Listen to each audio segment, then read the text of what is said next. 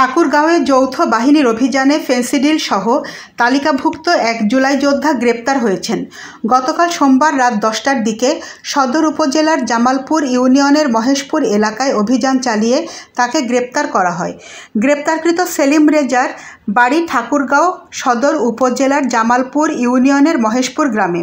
মুক্তিযুদ্ধ বিষয়ক মন্ত্রণালয়ের ভাতা প্রদানের তালিকায় সেলিম রেজার নাম সি ক্যাটাগরিতে আছে। পুলিশ ও স্থানীয় বাসিন্দাদের সঙ্গে কথা বলে জানা গেছে, গোপন সংবাদের ভিত্তিতে গতকাল রাতে সদর উপজেলার জামালপুর ইউনিয়নের মহেশপুর গ্রামে সেলিম রেজার বাড়িতে অভিযান চালানো হয়। অভিযানের সময় তল্লাশি চালিয়ে 21 বোতল ফেন্সিডিল জব্দের পাশাপাশি তাকে আটক করা হয়। এ সময় তার কাছে 42,000 টাকা, 2টি মুঠোফোন ও জুলাই যোদ্ধার একটি কার্ড পাওয়া যায়। ঠাকুরগাঁওয়ের জুলাই যোদ্ধা সংগঠনের আহ্বায়ক রায়হান অপু বলেন, সেলিম রেজা একজন জুলাই যোদ্ধা, এ বিষয়ে সন্দেহ নেই। তিনি যুবদলের রাজনীতির সঙ্গে সম্পৃক্ত ছিলেন। জুলাই যোদ্ধা হয়ে মাদকের সঙ্গে জড়িত থাকার বিষয়টি নিন্দনীয়। তাকে আমরা সংগঠনের কর্মসূচিতে আর অংশ নিতে দেব না।